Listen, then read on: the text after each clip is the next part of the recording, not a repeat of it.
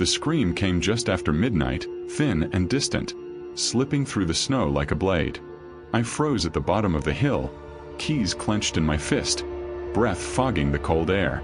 For a moment, I told myself it was the wind. The woods were full of strange noises in winter. Branches cracked. Foxes cried. Old houses settled. But this sound had shape. It had pain. Above me, the house loomed against the sky. Dark windows, steep rooflines buried under snow, a single porch light glowing weakly, as if it were struggling to stay alive. Christmas lights hung from the eaves, half of them dead, the rest flickering out of rhythm.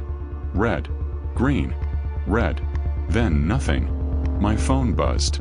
No signal. The scream came again, closer this time. Or maybe the silence between screams had shrunk. I couldn't tell.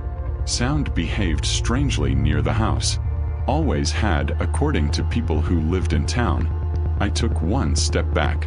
The porch light went out. In the sudden darkness, something moved behind the front window. Slow, deliberate, like it knew I was watching. A shape leaned close to the glass. Not waving. Not calling for help. Waiting. Then my phone vibrated once more. A new notification appeared, even without service. "Merry Christmas," the message read. "You're late." From inside the house, a voice whispered my name, and the front door began to open on its own. I shouldn't have come. I knew that the second I drove past the last cluster of houses and saw the snow-covered hill rise ahead, skeletal trees clawing at the sky. Everyone in town said the house was abandoned. Some said it had burned down decades ago, others whispered about disappearances. But I had to see it for myself. Call it curiosity, call it foolishness. The road narrowed as I ascended. Tire tracks from some earlier car were half buried, leading straight to the iron gate. Rust had claimed it. Paint peeled like skin. The house had a reputation. Even now, it seemed to breathe in the darkness, its windows staring blankly at me. I parked at the foot of the driveway, crunching snow underfoot. Every step echoed in the frozen night. The smell of old pine and decay, wood smoke from a distant chimney maybe, hung in the air. I wrapped my coat tighter. The wind cut like knives. The porch stretched wide, sagging under years of neglect. Broken Christmas ornaments littered the steps, red and green shards glinting in the weak light of my flashlight. I could feel the weight of the hill pressing down on me, a suffocating sense of being watched. The front door was old oak, scratched and swollen with moisture. My hand trembled as I reached for the brass knob. It was warm, oddly warm. My fingers recoiled. Then the whisper. Finally. I spun around, but no one was there. Just the trees, their branches shifting in the wind, shadows folding into one another. The first room I entered smelled of dust, rot, and something else. Iron? Blood. My stomach clenched. The Christmas lights inside were dim, flickering intermittently as if powered by the house's own pulse. A tree stood crooked in the corner, ornaments swaying though there was no breeze. I tried to call myself rational. The house was abandoned. These were just old decorations reacting to cold. Yet, the scratches on the wooden floor told a different story. Deep, jagged, as though something had been dragged across the room recently. I stepped further inside. The hall stretched long and narrow, walls lined with faded wallpaper curling at the edges. Every door I passed was slightly ajar, just enough to let darkness spill out. My flashlight swept over family portraits hanging askew. Faces stared back at me, smiles frozen, eyes too sharp, too knowing. Then I heard it, a soft shuffle upstairs, careful, deliberate. Footsteps, or the house settling. I told myself again that it was nothing. But the thought of leaving never came. Instead, curiosity rooted me in place, in that silent, suffocating cold. I found the living room. The fireplace was intact but cold, ashes long dead. On the mantel, a single stocking hung, new, bright red, with my name stitched in green. My name. I froze. I was waiting. The voice wasn't from the front door. It was behind me, low, calm, deliberate. I spun around, but the room was empty. Shadows gathered in corners, edges soft, then sharp, as if they were alive. My breathing hitched. My flashlight flickered. I was alone, or I wasn't. A sudden crack came from the floor above. I jumped. Something heavy moved across the second floor. Then silence. Absolute silence. The kind that presses against your ears and lungs, filling every inch of space. I stepped toward the staircase. Each creak of the wood underfoot sounded like a scream. I didn't want to go up, but something, a magnet I didn't understand, pulled me toward it. Halfway up, I saw it, a figure at the top of the stairs. Tall, thin, face obscured by shadow. It didn't move, just stood, waiting. I swallowed hard. My hand reached for the railing. "Hello," I whispered, voice trembling. The figure tilted its head. In the dim light, a faint, cruel smile appeared. Then it was gone, just vanished. I wanted to leave, to run down the stairs and out into the night, but my legs refused. I was trapped by some invisible weight, something I could feel in the bones of the house, in the cold pressing against my neck. On the wall, I noticed old photographs scattered in a frame. One caught my eye, a Christmas party, decades ago. People laughing. The same house. And there, in the corner, a man looking straight at me. I swear his eyes moved, tracking me. His smile was the same as the one I had just seen. My phone buzzed again. Still no signal. The notification read, "You shouldn't have come alone." A gust of wind slammed the front door shut, the sound reverberating through the walls like a gunshot. The lights flickered, then stabilized. But the warmth had gone, replaced by an unnatural chill that crept through my coat, into my bones. I realized, with a sinking certainty, that the house wasn't just abandoned. It was waiting. Waiting for me. And I had stepped right into its trap. The house had a rhythm, a heartbeat I couldn't ignore. Every creak, every whisper of wind against broken windows, seemed intentional, deliberate. I tried to convince myself it was the cold, the age of the house, but deep down I knew better. The feeling had started the moment I stepped onto the porch. I wasn't just being watched. I was expected. I forced my attention to the living room, where the crooked tree stood, ornaments quivering like nervous fingers. Something about it was wrong.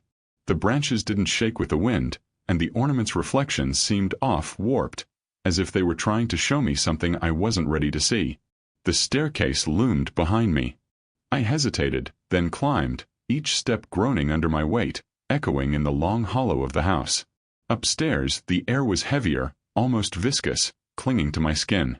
The hallway stretched into darkness, lined with doors slightly open, revealing rooms that seemed alive. The wallpaper pulsed, faintly, with patterns that shifted when I looked away and back again. In one room I found a journal. Leather-bound, frayed at the edges, yellowed with age. I opened it, and the words seemed to crawl across the page. They arrive every Christmas. We tried to leave once. But the hill always brings us back. You cannot run. The house knows you. A shiver ran down my spine. I recognized the handwriting, my father's. Impossible. He had died years ago. I flipped the pages, each one telling the same story. Families trapped, never leaving, haunted by an entity that fed on time, hope, and memory. I left the journal on the bed and moved to the next room. Shadows stretched unnaturally across the walls, as if the corners themselves were alive. The window rattled, though there was no wind. Then a whisper, almost a sigh. "You can hear us now, can't you?" I spun, but nothing. Just the shadows, pooling and shifting. I realized I had been hearing things all along. Scratches, footsteps, murmurs. At first I dismissed them. But now they made sense. They were warnings. Please. Sometimes threats. Flashbacks hit me unbidden. My childhood Christmases, my father warning me about the hill. His voice echoed in my mind, distorted, frantic. Never go there. Never. It waits. I had laughed it off as superstition, childish paranoia. But now, every instinct screamed that he had been telling the truth. A sound upstairs made me freeze. Soft, dragging like fabric across the floor. The shadows thickened, coalescing into shapes. Figures standing just beyond the edges of perception. Faces blurred, mouths open in silent screams. One of them stepped forward. A woman, her dress torn, her hair hanging in clumps. She pointed at me, voice hoarse. "Don't listen to it. It knows." Then she vanished, leaving me alone with the thick, suffocating darkness. My pulse raced. I stumbled down the hall, bumping into walls that seemed to breathe, stretching and contracting as though alive. I found the staircase leading to the attic. Something pulled me upward. Curiosity, fear, inevitability. The attic door creaked as I opened it, and the air hit me like a wave. Cold, metallic, heavy with something I couldn't name. Boxes lay scattered, ornaments, ribbons, old toys, all covered in dust. But one object stood out, a small carved wooden figure, smiling grotesquely. I recognized it immediately. It had been in my father's office, always staring at me. Now it sat here as if waiting for me to notice. I picked it up. The eyes seemed alive, following my every move. A whisper came from nowhere and everywhere. "You belong here." I dropped the figure. It didn't fall. It hovered, then rolled slowly across the floor toward the attic window. Outside, the snow had stopped falling, but the night was alive with movement. Shadows of trees stretched unnaturally, warping toward the house. Something outside, something impossibly tall, watched. Downstairs, I heard the front door slam. Then silence. Not the natural silence of night, but the kind that presses against your ears, fills your lungs, sits heavy on your chest. I realized I wasn't alone. The house itself was alive, and every creak, every flicker of light, every shifting shadow was a message. I was being tested or toyed with. A soft knocking came from the living room. I approached cautiously. The tree, the crooked, flickering tree, was moving. Ornaments lifted as if unseen hands held them. I could make out words in the reflections, etched in light. "You can't leave. Not tonight. Not ever." My mind raced. Memories returned in fragments. Old news clippings my father had hidden, stories of families vanishing on Christmas Eve, snow covering their footprints, the hill swallowing them whole. The entity didn't kill in the traditional sense. It trapped. It waited, patient, eternal. A sound upstairs drew me back. The dragging noise, closer now, deliberate. I ran toward it, but the hallway stretched impossibly long. Doors I hadn't noticed before appeared, opening just enough to reveal dark, empty rooms. I caught glimpses of figures inside, a child in tattered pajamas, a man with hollow eyes, all staring, beckoning, warning. I stumbled into a room at the end of the hall. The walls were covered with mirrors. Hundreds of them. My reflection stared back, but distorted, twisted. Behind me, shadows moved, whispering, "You're next." I turned. A figure, my father, stood at the window, hand pressed against the glass. But his eyes were black voids, his smile wide and unnatural. "I warned you," he said. Then he vanished. The mirrors rippled, showing glimpses of other rooms, other families trapped in time, frozen in their last moments. The air grew colder, thicker. Panic gripped me. I ran, slipping on the frozen floor, crashing into the walls. Each room I entered seemed to change, rearranging itself, stretching impossibly, folding in on itself. I stopped. The house was a labyrinth now, impossible to navigate. Every door led back to the living room. The crooked tree swayed, ornaments spinning, and I could hear faint laughter, whispers, voices. "You can't leave. You can't leave. You can't leave." I pressed my hands to my ears, but the voices burrowed into my skull. The house had claimed my senses, bending them, reshaping reality. I realized with a cold clarity. The hill, the house, the tree, they were alive, waiting, eternal, and I had walked straight into their trap. I sank to the floor, trying to rationalize. If I could understand the rules, maybe I could survive. But the rules were unknowable. The house demanded more than logic. It demanded surrender. Every shadow, every whisper, every subtle movement was a thread in the web that had ensnared me. And then I heard it, a single, deliberate whisper, louder than the rest, unmistakable. "Welcome home." I screamed, but the sound was swallowed immediately. The house laughed, not audibly, but in the way the floorboards creaked, the walls groaned, the shadows twisted. I realized the truth. The horror wasn't outside. It was in the house. It was in me. I was already a part of it. The hallway stretched, impossibly long, doors opening and closing on their own. I stumbled forward, chasing the voices, chasing understanding, chasing a way out that didn't exist. And then, in the corner of my vision, I saw movement. Figures slipping in and out of the shadows. People I thought I knew, distorted, smiling cruelly. The attic figure, the small wooden carving, was there again, floating. Its grin stretched impossibly wide. It whispered my name over and over. I realized, finally, that this wasn't a house you escaped. It was a house that waited for you to arrive, that adapted itself around your fears, that fed on your disbelief until surrender was inevitable.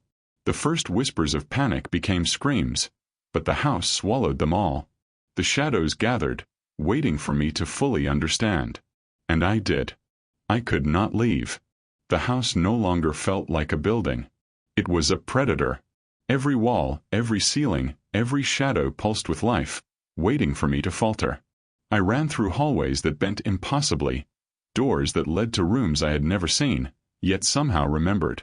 The air was thick with whispers, half-formed words that burrowed into my mind. You're ours. You always were. I stumbled into the living room. The crooked tree had grown taller, impossibly wide, its ornaments spinning at a frantic pace. They glowed with a sickly green light, throwing grotesque shadows across the walls. And there it was, the wooden figure, hovering above the hearth, eyes alive, grinning. It spoke, in a voice that was both mine and not mine. Do you see now? I backed away. The floorboards rippled beneath me, like water. Doors slammed in succession, trapping me in the center of the room. A chilling draft carried the smell of decay, old pine and something metallic, blood perhaps, though I dared not look. From the shadows, figures emerged. My father, my childhood friends, neighbors I hadn't seen in years.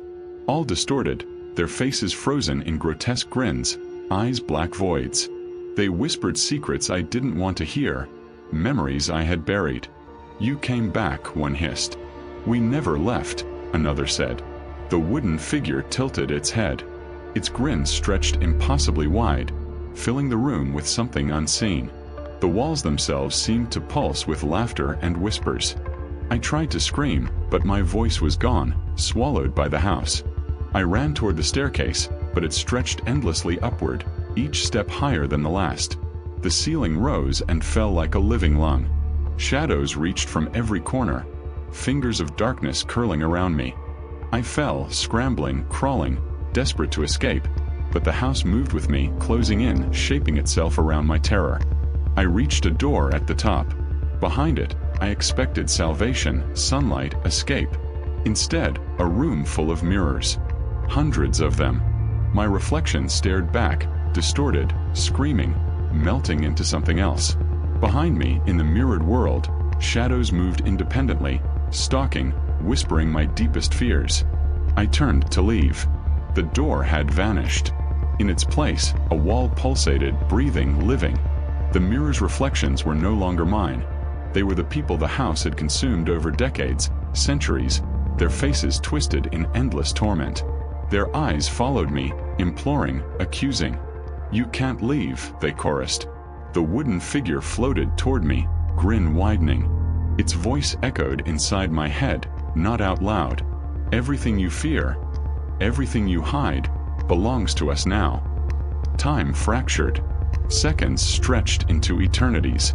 I stumbled, falling through the hallway, the floorboards folding into infinity. The walls twisted, familiar rooms becoming alien mazes. I saw glimpses of past Christmases. Families laughing, decorating, then disappearing into the same shadows that now surrounded me. I shouted for help. My father's distorted figure appeared before me, reaching, grabbing, pulling at my mind. His mouth opened unnaturally wide. Why did you come back? I tried to answer. My words failed me. My memories were slipping. Every thought was being siphoned away, replaced by the house's cruel design.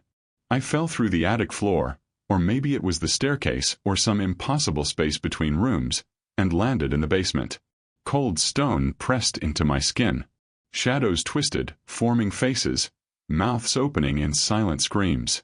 They crowded around me, pushing, whispering, pulling at my sanity. I tried to fight, but there was no fight. Every movement I made was anticipated, every escape route erased. The house fed on my fear, amplified it, molded it. I realized that resistance was futile. A voice, calm and deliberate, cut through the chaos. Do you understand now? The wooden figure hovered above me, grin wider than possible, eyes glowing. Behind it, the basement walls dissolved into darkness, revealing an endless expanse of shadowed corridors, rooms, hallways filled with trapped souls, all frozen in their final moments. They turned toward me, empty eyes void of hope. I screamed. The sound was absorbed immediately. My heart pounded, every beat echoing in my ears. And then, in a whisper so close I felt it inside my skull. You belong to the hill. The room collapsed. Time unraveled. One moment I was in the basement, the next on the staircase, then in the living room, and then back at the front door. The door that had welcomed me hours ago, but now stretched impossibly tall, its brass knob glowing faintly, inviting me to enter again. I stumbled forward, desperate, and the shadows surged. They pressed against me, whispers forming words I could barely comprehend. We waited, waited. Then the house fell silent. I blinked. The crooked tree loomed, but still. The wooden figure rested on the hearth, innocuous, harmless. I exhaled, shakily. Relief. Perhaps. But then my phone buzzed. A single message. You can't leave. Not tonight. Not ever. The lights flickered and went out. The warmth left the room. The walls shifted imperceptibly, and in that shift I saw it, shadowed shapes gathering in every corner, behind every door, under the ceiling beams. All waiting, smiling, watching, and I understood. The house was not finished with me. I ran blindly through hallways that no longer obeyed physics. Staircases folded into themselves, rooms duplicated endlessly. Doors led only to more darkness. My mind teetered on the edge of comprehension, every step stripping my sanity. Then the whispers became words. Names I recognized, my friends, my neighbors, my family, every voice I had ever trusted. They begged, cursed, warned, and mocked. Each step I took was a step deeper into inevitability. I tried to fight, to resist, to escape, but the house had become part of me, and I part of it. The wooden figure floated ahead, leading me to the center of the house. The Christmas tree swayed violently, ornaments spinning faster than physics allowed, glowing a sickly, unnatural green. I stopped. My body refused to move. The shadows converged. The whispers became screams. My heart was a drum of panic and despair. The wooden figure's grin stretched impossibly wide. Your fear, your disbelief, your curiosity, it feeds us. And now it is complete. The walls collapsed inward. Shadows enveloped me. Light flickered, then extinguished. I felt myself dissolve, no longer separate from the house, no longer separate from its prisoners, its whispers, its eternity. The last thing I heard, just before the darkness swallowed me completely, was the soft, unmistakable whisper of my own voice, repeating a promise I could never keep. I'll never leave. And then silence. The snow had stopped falling. Outside, the town lay quiet, streets white and untouched, as if nothing had happened. But the hill remained. Dark, looming, impossible. From the road below, the house looked dormant, like a relic forgotten by time. Yet I knew better. It waited. Always. No one came to look for me. The search parties had left days ago, assuming I had turned back or fallen in the snow. My car remained where I had parked it, tires half buried, untouched. Even my father's warnings had faded into whispers among townsfolk. Stories of a fool who climbed the hill and vanished on Christmas Eve. I wasn't dead. Not entirely. I wasn't alive either. I existed somewhere in between, a fragment tethered to the hill, part of its endless cycle. The house had claimed me, reshaped me, and set me loose again. But I was changed. Hollow. Silent. My reflection in the car side mirror showed my face, but the eyes were not mine. Black, empty, a faint cruel smile tracing my lips I did not remember forming. Sometimes, when I walk through the town, people notice. They do not recognize me, yet they feel the wrongness in my presence. Children stare longer than is polite. Neighbors whisper behind their curtains. Dogs growl, then retreat. I do not speak, cannot speak, except in a voice that is not quite my own, repeating words I do not understand. Memories intrude in fragments. The crooked tree, ornaments spinning, shadows twisting in corners, faces melting into darkness. The wooden figure still grinning. The whispers. Always the whispers. On rare nights when the wind howls just right, I hear a faint ringing in my ears, like a distant bell or a laugh. I feel it in my bones. The house is near. The hill calls. And I know with dreadful certainty that I will return. The town sleeps unaware. I wander among them, hollow and silent, my body warm, my soul tethered to something else. The house waits. The hill waits. Time bends around its presence. Families vanish every Christmas, as they always have, as they always will. A light flickers on the hill. The Christmas lights, faint and irregular, signal my return. I see them from the road and feel the pull. The pull is familiar. Inevitably, it reaches into my chest and draws me upward. Step by step I ascend, knowing what awaits at the top. No door, no window, no lock can keep me from the inevitable. The crooked tree, ornaments spinning like slow, deliberate warnings. Shadows stretching, reaching. The wooden figure hovering on the hearth, grinning wider than possible. Whispers curling around my ears. You're home. Always home. Never leave. I step inside and the house inhales me. The hallways twist. The walls pulse. Faces appear in the mirrors, frozen in torment, pressing toward me, melding into the shadows that have become my companions. The wooden figure floats toward me again. Its grin stretches impossibly wide. I am part of the house now, part of the hill. I feel the centuries of whispers, the families trapped, the inevitability of it all. The entity does not kill. It waits, collects, absorbs. I have been claimed. Outside, the town celebrates Christmas. Lights glow warmly. Families laugh. Snow falls softly, quietly. They will not understand the dark truth that sleeps atop the hill. They do not know. They cannot know. I sit beneath the crooked tree, ornaments spinning gently, shadows folding and unfolding around me. I listen. I wait. I remember every scream, every whisper, every distorted grin. And I know I am not alone. I never have been. Sometimes a visitor appears, foolish or curious, drawn by the hill's silent promise. They reach the porch, see the crooked lights, feel the impossible pull. The house stirs, alive with anticipation. And I, tethered to it, grin. The snow falls again. Footsteps crunch on the driveway. The front door creaks open. A shadow appears at the window. And the cycle begins anew. I whisper to the empty room. Welcome home. No one hears me. The house listens. The hill waits.